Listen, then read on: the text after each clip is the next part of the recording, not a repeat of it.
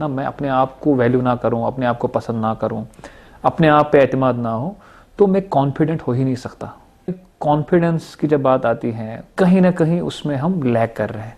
Fear of failure, अगर मैं इस काम में कामयाब नहीं हूं तो व्हाट नेक्स्ट। अब नेशनल नहीं इंटरनेशनल कंपटीशन है, तो किस तरह हमें अपने आप को तैयार करना होगा? पहले तो मैं ये समझता हूँ कि हमारे दिमाग में किसी भी तरह का प्रेशर नहीं होना चाहिए। Self confidence is a super power. Once you start to believe in yourself, magic starts happening. अस्सलाम वालेकुम दोस्तों, आपका खैर मकदम है आज के इस पॉडकास्ट में, और मैं हूं आपका होस्ट हामिद गुल। दोस्तों, जैसा कि आप जानते हैं, बहुत सारे स्किल्स ऐसे हैं जो आपको किसी स्कूल से नहीं मिलेंगे। वो स्किल्स आपको किसी मोटिवेटर, कोई ऐसा टीचर आपको कंसल्ट करना है जो आपकी उन स्किल्स को डेवलप कर सके। आज जिनको हमने दावत दी है वो है internationally acclaimed public speaker Majid Misgar. तो माजिद साहब, आपका खैर मकदम है आज के इस पॉडकास्ट में। थैंक यू हामिद साहब, बहुत बहुत शुक्रिया मुझे दावत देने की। अगर आज के दौर में हम देखें, कॉन्फिडेंस लेवल की कमी हमें ज़्यादा देखने को मिलती है जी। सबसे पहले बात हम करेंगे सेल्फ एस्टीम पे। ये सेल्फ एस्टीम है क्या? अगर हम इसके बिल्कुल डीप डाउन जाएं इस सवाल के, ये सेल्फ एस्टीम और कॉन्फिडेंस का बहुत ज़्यादा तालमेल है आपस में। तो इंटर रिलेटेड हैं दोनों चीज़ें। क्योंकि जब हम सेल्फ एस्टीम की बात करते हैं, सेल्फ एस्टीम का मतलब ही ये है कि आप अपने आप को कितना वैल्यू करते हैं, कितना पसंद करते हैं, कितना एतमाद है आपको अपने आप पे। तो वो सेल्फ एस्टीम का अगर हम माने देखें तो यही है मेरे हिसाब से। तो अगला आपने पूछा कॉन्फिडेंस। तो कॉन्फिडेंस का मतलब है अपने आप पे एतमाद, भरोसा, कितना आप पे अपने आप को कॉन्फिडेंस है, कितना कॉन्फिडेंट है आप किसी काम को करने के लिए, कोई काम अंजाम देने के लिए, या आगे उस काम में कामयाब होने के लिए। तो इस तरह से सेल्फ एस्टीम और कॉन्फिडेंस इंटररिलेटेड है। हाँ, क्योंकि अगर मेरे में वो ना मैं अपने आप को वैल्यू ना करूं, अपने आप को पसंद ना करूं, अपने आप पे एतमाद ना हो, तो मैं कॉन्फिडेंट हो ही नहीं सकता। तो सबसे पहला स्टेप, जैसे आपने सही फरमाया कि सेल्फ एस्टीम है। तो नाउ आपका ये फरमाना है कि आजकल के दौर में हम अक्सर देख रहे हैं कि लोगों में चाहे बहुत सारे डिग्रियां हो, बहुत सारे ना तजुर्बात हासिल किए हो, तो बहुत सारे हुनरमंद भी लोग होते हैं आजकल के दौर में, लेकिन कहीं ना कहीं हमें कॉन्फिडेंस की जब बात आती है, खुद पे एतमाद की, भरोसे की बात आती है, कोई काम को अंजाम देने की, या उस काम को अंजाम देने के बाद उसमें कामयाब होने की जब बात आती है, तो हमें कहीं ना कहीं उसमें हम लैग कर रहे हैं। कहीं ना कहीं वहाँ पे जो हमारा जो हुनर है, तो कहीं ना कहीं हमें ना एक अच्छी खासी पॉपुलेशन है जो इससे स्ट्रगल कर रही है, इससे थोड़ा जद्दोजहद है इस चीज़ के साथ। तो इसको कैसे ठीक किया जाए, तो ये आपका सवाल है। जी बिल्कुल। हाँ, जहाँ तक मैं समझ पा रहा हूँ, तो इसके एक हर इंसान में एक अलग अलग तरह की हुनर हो सकती है। पहले तो हम इस चीज़ को जनरलाइज नहीं कर सकते हैं। तो आप हामिद साहब में एक अलग हुनर है, आप अलग फील्ड के माहिर हैं, मैं अलग फील्ड का माहिर हूँ, लेकिन अपने फील्ड में आप अपने काम में कैसे कॉन्फिडेंस, अपने आप में कॉन्फिडेंस कैसे लाएंगे, या जो आप में हुनर है, जो स्किल सेट है, उसको इस्तेमाल में कैसे लाएंगे और उससे अच्छे रिजल्ट कैसे लेंगे। तो उसके लिए कुछ तरगीब हैं, कुछ चीज़ें हैं जो आपको करनी है। जैसे कुछ चीज़ें मैं यहाँ पे हाईलाइट करने की कोशिश करूँगा। तो जैसे आज हमारे पास जो रिसोर्सेज अवेलेबल है, कुछ वक्त पहले हम we go back to 2 decades, अगर हम 20 साल पहले की बात करें, तो आसमान जमीन का फर्क आ गया रिसोर्स के अवेलेबल होने में, जिससे आप मुझे लगता है सहमत होंगे। एग्जैक्टली। तो 20 साल पहले आपके पास टेक्नोलॉजी इतनी ज्यादा वास्ट नहीं थी क्या, मतलब बहुत कम थी जी। तो आपको कोई भी चीज का इंफॉर्मेशन चाहिए होता था, तो आप ज्यादा से ज्यादा न्यूज़पेपर आपके पास होता था, अखबारात होते थे, तो या आप टीवी पे कोई किसी तरह का न्यूज आप देखते थे, तो वहाँ से आपको कुछ चीज़ें पता चलती थी, या कोई ऐसा प्रोग्राम होता था जहाँ से आपको कोई इन्फॉर्मेशन पता चलती थी। तो आज के दौर में मैं पहले आपको पॉजिटिव बताऊंगा कि किस तरह से हमारे पास एवेन्यूज़ हैं, रिसोर्सेज हैं, हमारे पास अवेलेबिलिटी है बहुत सारी रिसोर्सेज की, जहाँ से आप अपने जो भी आपके जो डाउट्स हैं उनको क्लियर कर सकते हैं। जी। जो भी आप काम अपनी ज़िंदगी में अच्छा करना चाहते हैं तो उसको सही से कैसे करें वो सीख सकते हैं, और उससे किस तरह से अच्छे रिजल्ट्स लाना चाहते हो वो ठीक कर सकते हैं। तो सबसे पहली बात आती है टेक्नोलॉजी की, जैसे हमने अभी बात करी टेक्नोलॉजी। तो टेक्नोलॉजी इस तरह से भी वास्ट हो गई है कि हमारे पास ऑप्शंस ही ऑप्शंस हैं। सही। तो let's take an example of first the internet connections. Exactly. तो आपको बहुत अच्छी स्पीड में इंटरनेट कनेक्शंस मिल रहे हैं, this is number one. Number to, एक अच्छे इंटरनेट कनेक्शन के साथ साथ आपके पास एक गैजेट भी होना चाहिए, इलेक्ट्रॉनिक गैजेट, जिससे आप उस स्पीड का इस्तेमाल कर सके। नंबर टू, आप उसके बाद थ्री, कवरेज। आप कहीं पे भी बैठ के कोई भी कंटेंट, कोई भी चीज को देख सकते हैं, सीख सकते हैं और उसको अमल में ला सकते हैं जी। तो इस तरह से ये एक बड़ा जो वास्ट चीज बनता है, इसको हम टेक्नोलॉजी बोलते हैं।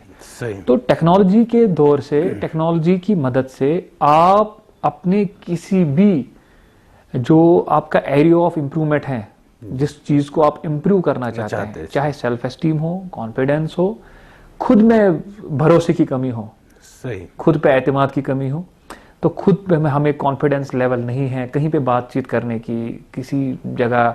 तो एक छोटा सा एग्जांपल दूंगा। तो मैंने कई लोग देखे हैं, मैं खुद की बात करूं, ऑब्वियसली हम जब भी किसी पॉडकास्ट इंटरव्यू में जाते हैं, किसी जगह मैं कोई सेशन करता हूं, तो मैं अक्सर अपनी एग्जांपल देता हूं कि मैं पहले से ही ऐसा नहीं था। सही।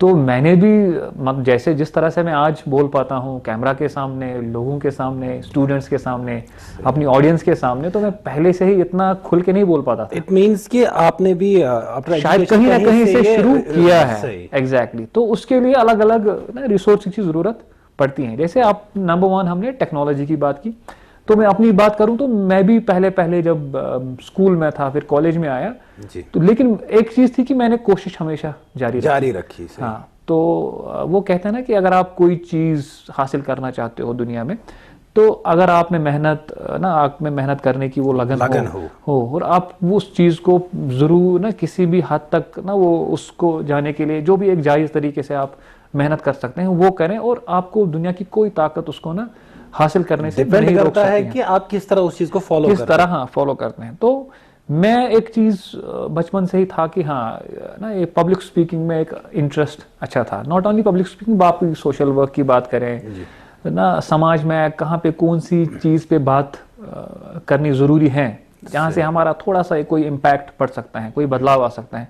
तो इस चीज में ना इंटरेस्ट था, काफी इंटरेस्ट था। Now coming back to your point, coming back to the question, कि जैसे मैंने पहला रिसोर्स कहा कि टेक्नोलॉजी का सही इस्तेमाल करके हम हमारे माइंड में जो भी डाउट है, हमारे मन में जो भी ख्वाहिशात हैं, जो भी चीज़ें हम सही बेहतर करना चाहते हैं ज़िंदगी में, तो वो हम कर सकते हैं। क्योंकि ऑनलाइन आप यूट्यूब ट्यूटोरियल्स की बात करें, ऑनलाइन प्लेटफॉर्म्स की बात करें, या कोई भी different series of podcast available होते हैं जहाँ से आप कोई भी चीज़, या लाइव सेशंस होते हैं, तो you can speak to as many people as you can with the help of technology. Exactly. आप दुनिया के किसी भी कोने में कोई काउंसलर बैठा है, उनके साथ बात कर सकते हैं। This is where I feel कि मुझे मदद की जरूरत है, तो you will be given that help, right? That is number one.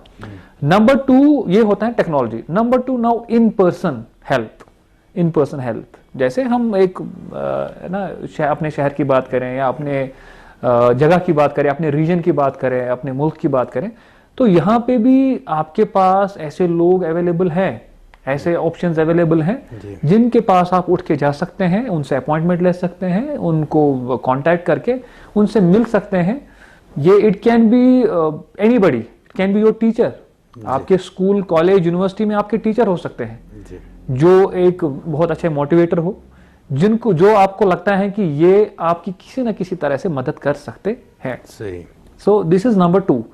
Technology तो ऑलरेडी हम डिस्कस कर चुके हैं। दूसरा कि इन पर्सन आप किसी ऐसे इंसान से मिल सकते हैं, ऐसी शख्सियत से मिल सकते हैं जहां पर आपको लगता है कि आपकी जो प्रॉब्लम्स हैं, आपकी जो ख्वाहिशात हैं, आपका जो एरिया ऑफ इम्प्रूवमेंट है, उनसे मिलने के बाद उनके साथ डिस्कशन, इंटरेक्शन या लर्निंग के जो भी लर्निंग मोड होगा उसमें, तो उसके बाद वो आप बेहतर कर सकते हैं, तो उसमें कोई प्रॉब्लम नहीं है। और आजकल के दौर में मुझे नहीं लगता है कि कोई चीज़ इस तरह की, खासकर गाइडेंस ये ज़्यादा एक्सपेंसिव है या कहीं मतलब किसी किसी जगह पे ये पेड भी नहीं है। लेकिन आप कोई स्किल सेट को हासिल करना चाहते हैं किसी से, देखो स्किल सेट हमेशा मे भी एक तजुर्बे से भी हासिल होती है। सही। हाँ, तो आप उन इंसानों से मिले, आप ऐसी शख्सियत से मिले जिनके पास तजुर्बा हो, जी। ठीक है, जो आपके आस पड़ोस में रहते हो, आपके स्कूल कॉलेज यूनिवर्सिटी में हो, ठीक है, आपके सीनियर्स रहे हो, तो उनके साथ स्किल सेट को सीखने के लिए आपको मे बी आधे घंटे के डिस्कशन में बहुत सारी चीजें क्लियर हो सकती हैं। जी। So that was number 2। जी। तो ये 2 चीजें हो गई। Number 3, now the most important part comes into picture. Okay. हाँ, जो बहुत ही अहम चीज है जिसको मैं हाईलाइट करना चाहूंगा वो लर्निंग बाय डूइंग है। Learning by doing.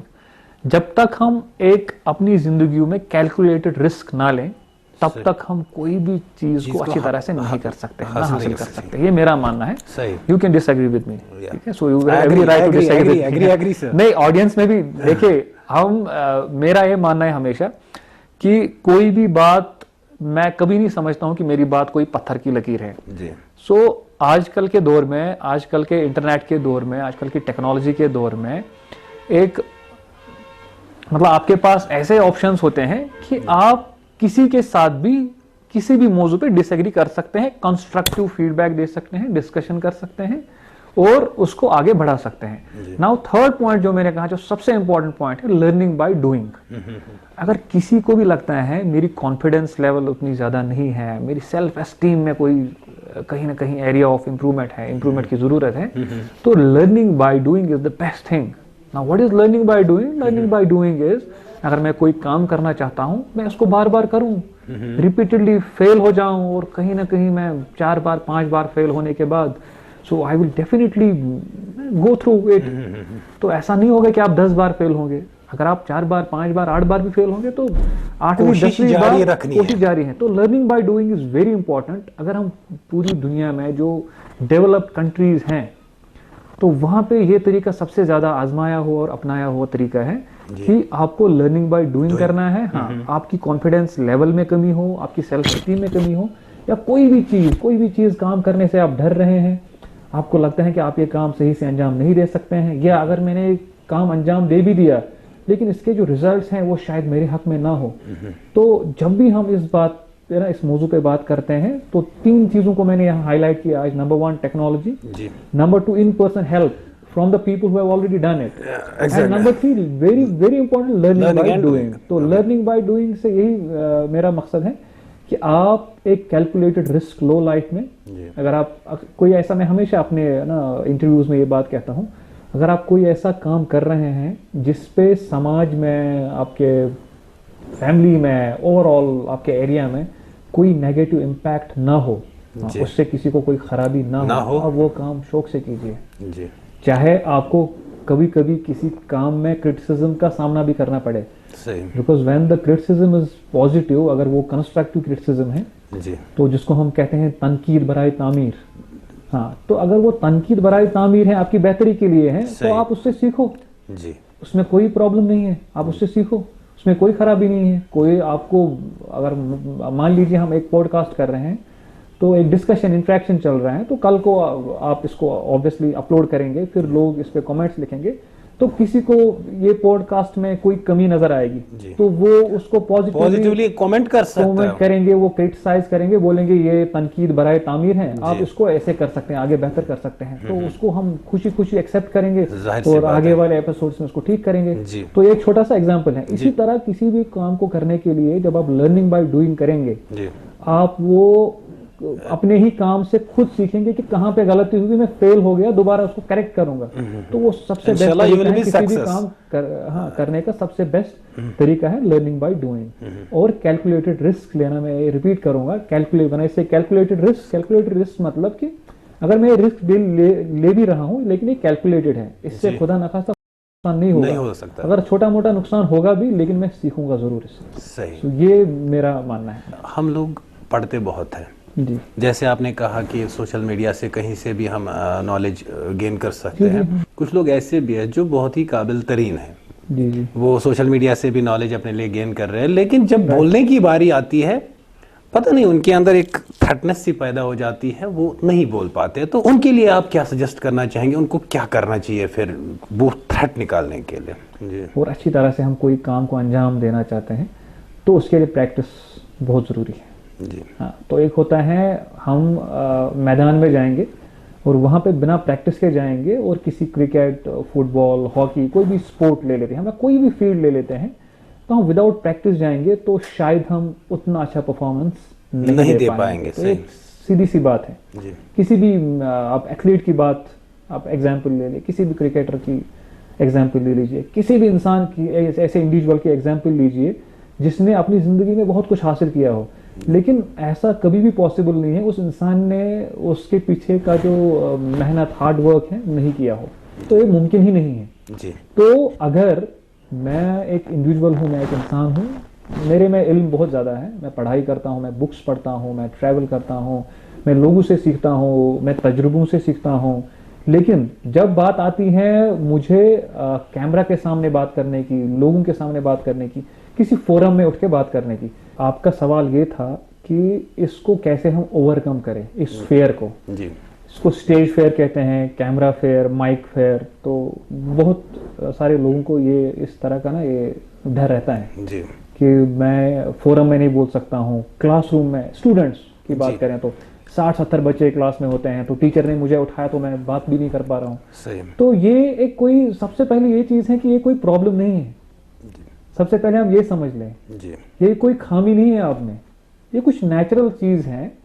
कोई चीज़ आप पहली बार कर रहे हैं तो आप ऑब्वियसली आपको डर लगेगा। सही। हाँ, तो इसको सीखने के लिए नंबर 1 प्रैक्टिस करना है। तो प्रैक्टिस करने के लिए आप अपने घर पे, अपने बंद कमरे में आप आईने के सामने खड़े हो जाएं, प्रैक्टिस कीजिए। या आजकल मोबाइल फ़ोन सबके पास हैं, अब मोबाइल फ़ोन आगे रखे, रिकॉर्ड कीजिए, फिर उसके बाद देखिए ठीक हुआ नहीं हुआ, और ज़्यादा ट्राई कीजिए। या अगर आपको लगता है आपके आसपास फैमिली मेम्बर्स ऐसे हैं, फ्रेंड सर्कल ऐसा है, तो जिनके सामने आप शाई फील ना करें। जी। हाँ, जहाँ पे आप शाई फील ना करें या आपका मजाक ना उड़ाया जाए अगर आपसे कोई गलती हो, तो उन लोगों के सामने आप, जहाँ पे आप कंफर्टेबल हो, जहाँ पे आप ओपननेस फील करते हो, तो वहाँ पे आप प्रैक्टिस कीजिए। So these are some examples. यहाँ पे मैं एक बात आपसे पूछना चाहूँगा, जैसे आपने भी कहा कि ग्लोबलाइजेशन हो गई है, राइट, तो ये चीज़ अब कितनी ज़रूरी है? जी, बहुत ज़रूरी है। अभी कुछ साल पहले आपकी जो ऑडियंस होती थी, आपका जो, चलो हम इसको जनरलाइज नहीं करेंगे, स्पेसिफिक रखेंगे इसको, स्टूडेंट्स की बात करें तो कुछ साल पहले बच्चों को बाहर जाने का, फॉरेन कंट्रीज जाने का उतना ज़्यादा मौका नहीं मिलता था। एज इन, मैं इसको थोड़ा एक्सप्लेन करूँगा कैसे। तो लिमिटेड पॉपुलेशन कंट्री से बाहर या स्टेट से बाहर पढ़ाई के लिए, जॉब्स के लिए जाती थी। But from last many years now people are pursuing their dreams. लोग अपने ख्वाबों को ना पूरा करने के लिए, अपनी मनपसंद तालीम हासिल करने के लिए, अपनी मनपसंद जॉब्स करने के लिए, बड़ी बड़ी कंपनीज में काम करने के लिए अलग अलग कंट्रीज में जाते हैं, अलग अलग सिटीज़ में जाते हैं। या बच्चे अपना कोई भी कोर्स करने के लिए बाहर के मुल्कों में जाते हैं या बाहर की स्टेट्स में जाते हैं। तो जैसे आपने सही फरमाया ना, एवरीथिंग इज़ इंटरनेशनल, ग्लोबलाइजेशन है। तो आप अपना जो काम है, अपना जो हुनर है, अपना जो फन है, पूरी दुनिया के सामने रख सकते हैं with the help of technology, right. या आप जैसे फॉर एग्जांपल अपना हम एग्जांपल ले लें, कुछ साल पहले आपका क्या होता था, आपके क्लासरूम में आपके इलाके के ही स्टूडेंट्स होते थे बस। तो आजकल की डेट में जब आप बाहर जा रहे हैं, वहाँ पे अलग अलग मुल्कों से स्टूडेंट्स होते हैं, अलग अलग स्टेट से स्टूडेंट्स होते हैं, अलग अलग शहरों से, अलग अलग अर्बन रूरल एरिया से स्टूडेंट्स होते हैं। अगर आपकी क्लास में 60-70 स्टूडेंट हैं, so it will be a mix from different places, different regions, different cultures, right. तो व्हेन इट बिकम्स इंटरनेशनल, तो आपका कंपटीशन भी थोड़ा ज़्यादा होता है, टफ होने लगा लेकिन है। साथ में अपॉर्चुनिटीज़ भी ज़्यादा होती हैं, बिकॉज आप एक नए कल्चर में होते हैं। अगर आप में कोई हुनर है तो वो ज़्यादा बड़ी लेवल पे वो हाईलाइट हो सकता है, और आपके जो बायर्स हैं, क्लाइंट्स हैं, तो वो ज़्यादा बड़ी लेवल पे आपको मिल सकते हैं और ज़्यादा क्वांटिटी में मिल सकते हैं और अच्छा खासा आपके काम को फ़रोग मिल सकता है। सो हैविंग सेड दैट, जहाँ पे चैलेंज है वहाँ पे अपॉर्चुनिटीज़ भी हैं। सही, दैट्स माय पॉइंट। अगर आपके पास चैलेंज ज़्यादा है तो इसका मतलब अपॉर्चुनिटीज़ भी ज़्यादा है। तो जहाँ ज़्यादा चैलेंज होती हैं वहाँ ज़्यादा अपॉर्चुनिटीज़ होती हैं। तो मैं समझता हूँ जिस किसी को भी लगता है मुझे इस तरह का फेयर है, मुझे पता सब कुछ है, मैं लिखता भी हूँ, I am a good writer, right. तो अगर किसी को लगता है मैं राइटिंग भी अच्छी करता हूँ, मैं रीडिंग भी अच्छी कर लेता हूँ, मैं समझ भी अच्छा लेता हूँ, लेकिन जब बोलने की बारी आती है तो मैं थोड़ा स्ट्रगल करता हूँ, मतलब वो जिद्दोजहद का प्रॉब्लम है। तो पहले तो इसको प्रॉब्लम ना हम समझें, पहले ये समझें नेचुरल चीज़ है। जैसे कोई और काम करने में, जैसे हम बचपन में लिखते हैं, तो क्या ऐसा पॉसिबल है कि हम फ्री फ्लो में बचपन से ही लिख रहे हैं? नहीं। जब हम केजीज की बात करें, फिर फर्स्ट सेकंड थर्ड स्टैंडर्ड, तो धीरे धीरे करके वो राइटिंग स्किल्स हमें इम्प्रूव होगी, राइट। या हम जब बोलना सीखते हैं, हम थोड़ी पहले बात करते हैं सलाम हामिद साहब आप ठीक हैं, तो 2 साल का बच्चा ऐसे बात कर सकता है? नहीं। तो हर चीज में आप एक इन्फेंट होते हैं, हर काम में आप इन्फेंट होते हैं, राइट। तो अगर किसी को पब्लिक स्पीकिंग में इंटरेस्ट है तो वो किसी बहुत अच्छे पब्लिक स्पीकर से कनेक्ट करे, या उनको लगता है कोई ऐसी शख्सियत है जो जिनको इसमें महारत हासिल है, उनसे कनेक्ट करें, उनसे सीखें और आगे बढ़ें, प्रैक्टिस करते रहें और इस चीज को कोई प्रॉब्लम ना समझे। सबसे बड़ी चीज तो ये है। And lastly very very important point, I don't know आपके आज का जो आज का पॉडकास्ट है, डिस्कशन है, ये इसके रिलेटेड है या नहीं है, बट मैं ये कहना चाहूँगा वो ये है कि कहीं ना कहीं जो यूथ है हमारा, जो नॉट ओनली यूथ, जितने भी स्टूडेंट्स की हम बात करें, चाहे छोटे स्टूडेंट्स हो, प्राइमरी मिडिल लेवल के, हाई सेकेंडरी लेवल के, कॉलेज यूनिवर्सिटी में, तो कभी कभी हमें ये लगता है कि एक अच्छी अंग्रेजी बोलना ही एक अच्छी कम्युनिकेशन स्किल का ये है, एग्जाम्पल है, लेकिन वो बिल्कुल गलत है, क्योंकि हम अक्सर इसको थोड़ा सा गलत समझते हैं। वो क्यों है? कभी कभी हम समझते हैं कि हम अब आगे आ गए, हमें अंग्रेजी में ही बोलना है, आगे ऑडियंस को अच्छा इंप्रेशन नहीं पड़ेगा अगर मैंने अंग्रेजी में बात नहीं की। That's why I have highlighted this point. मैं इसीलिए पॉइंट हाईलाइट कर रहा हूँ कि अच्छी अंग्रेजी बोलना इस बात की जमानत नहीं है कि आप अच्छे कम्युनिकेटर हैं। Now communication skills to me is, अगर हामिद साहब अपनी बात को दूसरे तक अच्छी तरह से पहुंचा रहे हैं और उनको वो समझ आ रहे हैं, वो कम्युनिकेशन स्किल है। It can be Kashmiri, Urdu, Arabic, कोई भी लैंग्वेज में हो।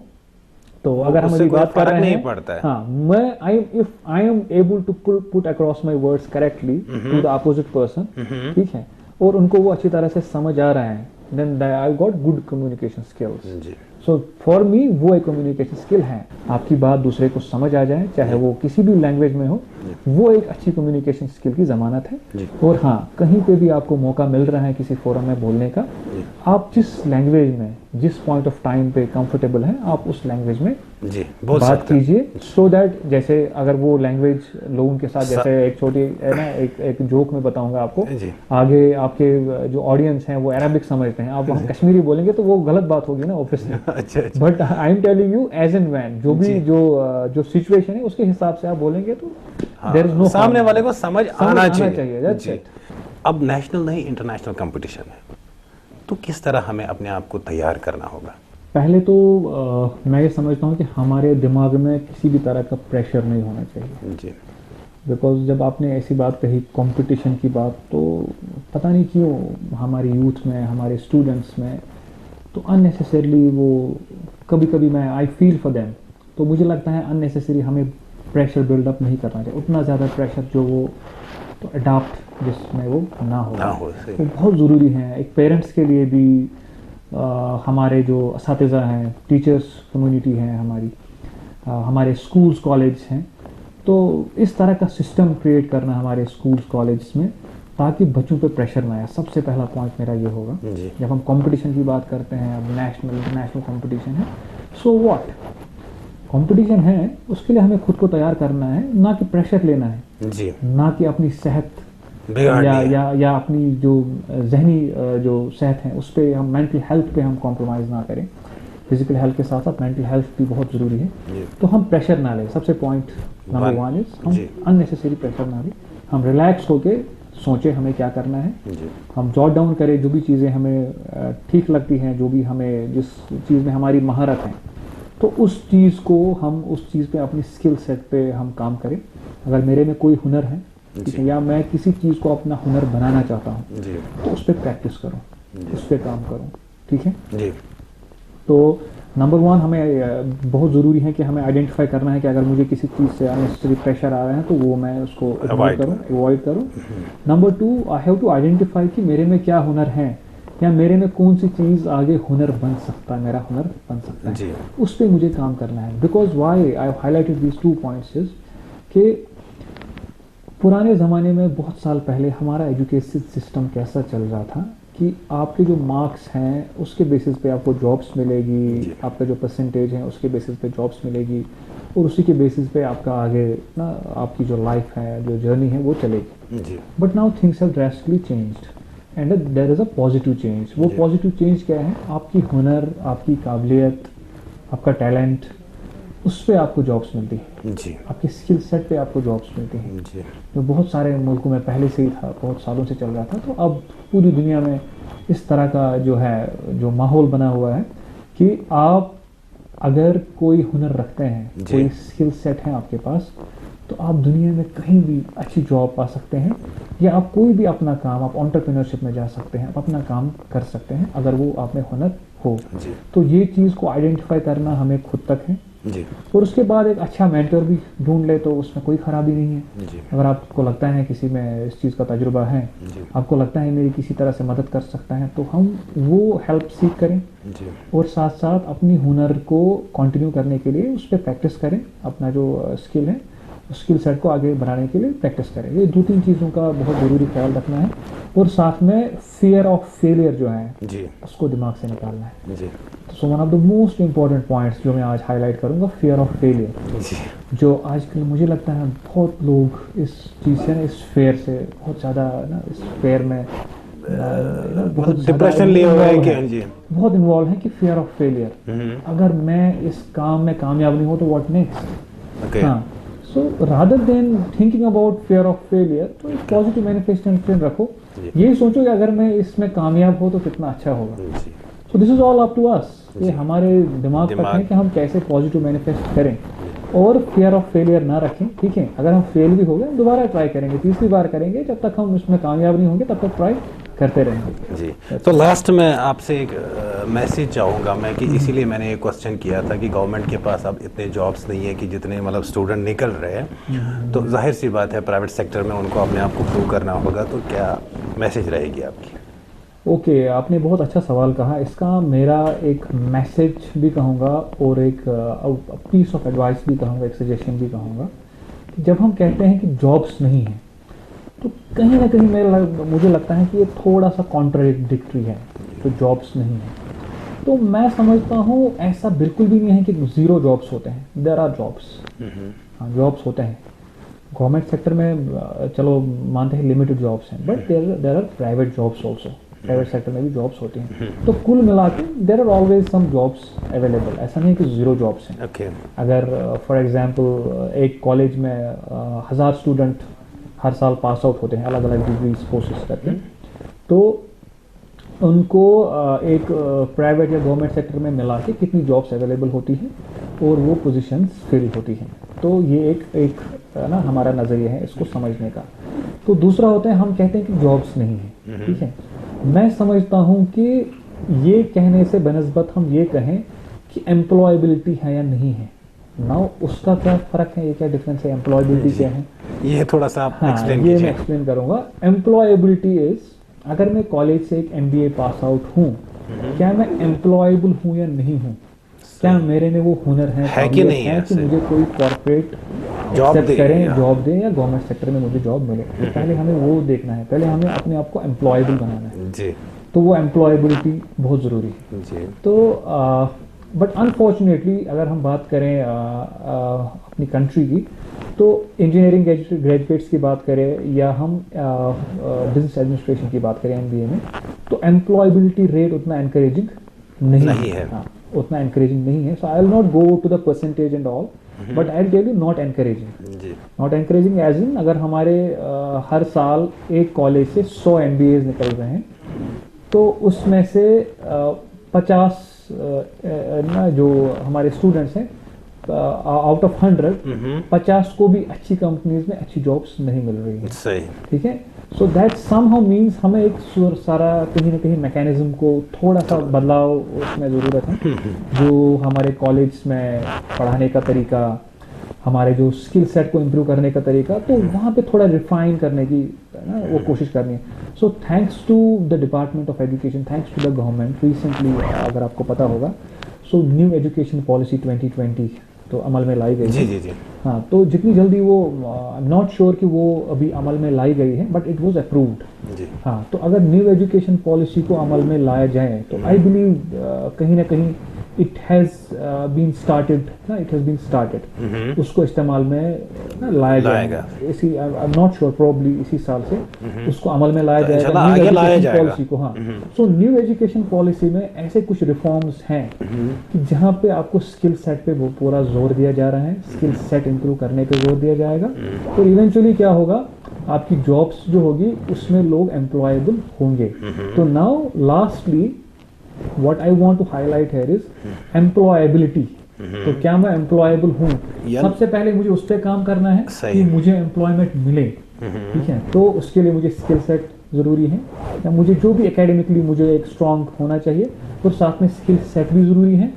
और उसके साथ उसके बाद भी अगर मुझे अच्छी जॉब नहीं मिल रही है, then there are other jobs also जहाँ पे मुझे स्टार्ट करना चाहिए, जो भी एक बहुत अहम बात है। कभी कभी हमें ये भी आता है कि मैंने आप MBA किया है, मैंने इंजीनियरिंग किया है, M.Tech किया है, मैं छोटी जॉब नहीं करता हूँ, नहीं करूंगा, तो वो भी तो फिर हमें कहीं ना कहीं लो लेवल से ही स्टार्ट करना होगा, टू समहाउ स्टार्ट। हाँ, बिकॉज सबको अच्छी जॉब नहीं मिलेगी, सही, ये हमें समझना है। तो everybody will not make a cut in the competition. हाँ, हम कंपटीशन की बात करते हैं तो 100 के 100 लोग मैनेजर नहीं बनेंगे जी, तो कोई क्लर्क भी बनेगा, कोई प्यून भी बनेगा, जरूरी भी है। हाँ, कोई असिस्टेंट मैनेजर भी बनेगा, कोई सीनियर भी होगा, उनके कोई छोटी लेवल का जॉब भी वो उसको वो भी मिलेगी।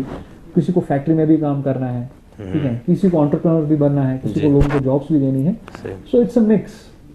तो ये बात समझना बहुत ज़रूरी है कि एम्प्लॉयबिलिटी जब हम बोलते हैं या बोलते हैं जॉब्स ही नहीं है, तो इन दोनों के बीच में जो ब्रिज है वो हमें वो ब्रिज ना बिल्ड करना है।